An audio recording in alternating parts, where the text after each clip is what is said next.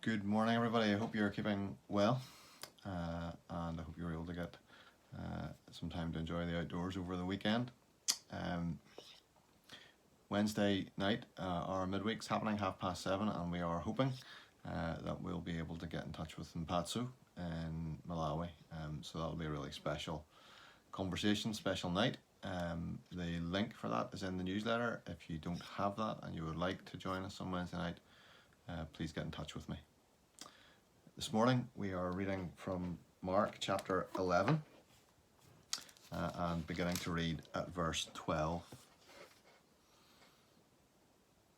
On the following day, that's after Palm Sunday, when they came from Bethany, he was hungry.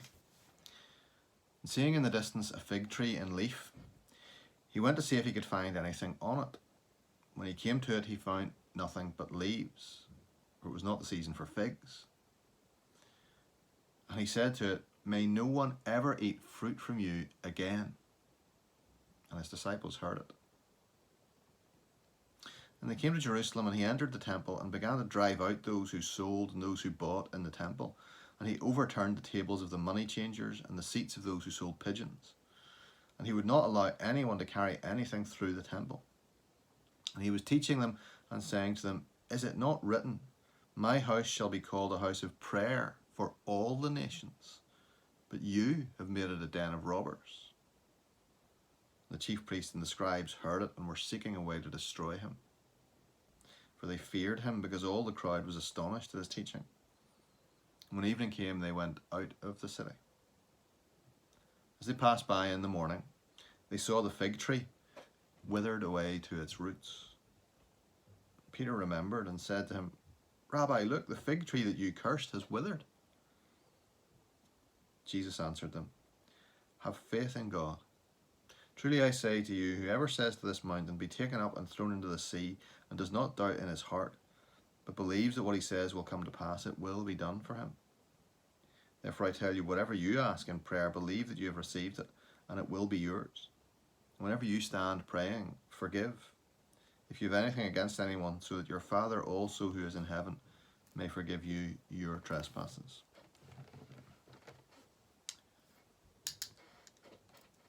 This incident with a fig tree seems a little bit strange and, if we're honest, a little bit petulant. Jesus walks up to a fig tree, finds no fruit, and curses it.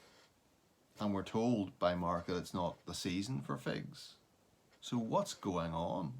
Why curse a tree for not bearing fruit when it's not the season for the fruit to actually be there? Well, the tree is in leaf, but it's without the little buds, little nodules, if you like, that would show the sign, would be the sign that there would be figs coming. And those little buds themselves were good to pluck off and eat.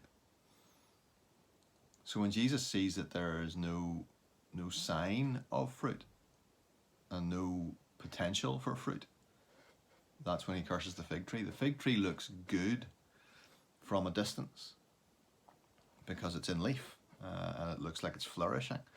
But the reality is, when Jesus gets up close, the fig tree is already dead or dying. It's not bearing fruit, and it's not going to bear fruit. And the analogy of this is with the temple system.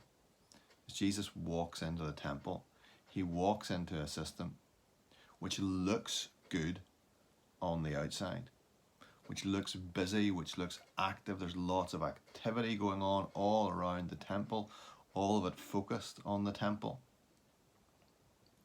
But the temple system is not doing its job. Its job, just as the fig tree's job is to bear figs, the temple's job is to bring people to God. To bring all people to God. It shall be a house of prayer for all nations, the prophet said. The reality was, though, that Gentiles in particular were being prevented from coming to knowledge of Israel's God. And the sign that was happening was that these money changers and Livestock sellers were setting up their stalls in the court of the Gentiles, in the temple courts. That space which was provided for Gentiles to draw close to the living God was being taken over by people who were buying and selling and changing money. Busy doing temple associated stuff, busy doing religious stuff, but with no fruit to show for it. No actual knowledge of God to show for it. What about you and me? In normal times we can be very busy in all sorts of activity, and in church we can be very busy in religious activity. And in these times, much of that activity isn't happening.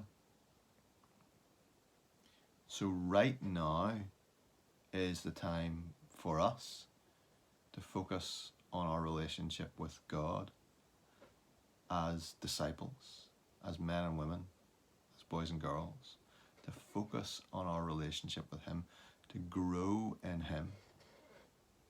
Religious activity, religious busyness, religious stuff can actually serve to hide the true state of our hearts. So let me ask you some questions. Are you, at the moment, spending more or less time with Jesus? Reading His Word, spending time in prayer as Jesus tells us to do at the end of this passage? Are His priorities becoming your priorities? And we thought about some of those priorities yesterday in terms of status and people who are the last and the least. Are His priorities your priorities? And when this begins to be over, are you just going to go back to being busy? Or are you going to concentrate on bearing fruit? Because they're not the same thing. They're not the same thing.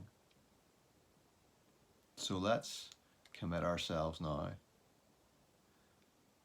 to spending more time with Him and getting to know His heart and His priorities, so that we can bear fruit for Him both in this season and in the season to come when we start to see things returning.